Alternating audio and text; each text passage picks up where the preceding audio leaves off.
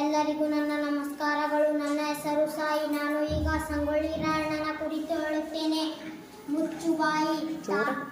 ಮುಚ್ಚುಬಾಯಿ ತಾಯಿಯ ಆಸ್ಥಾನಕ್ಕೆ ಬಂದು, ತಾಯಿಗೆ ಎಚ್ಚರ ನೀಡುವಷ್ಟು ಸೊಕ್ಕೇನು ನಿನಗ?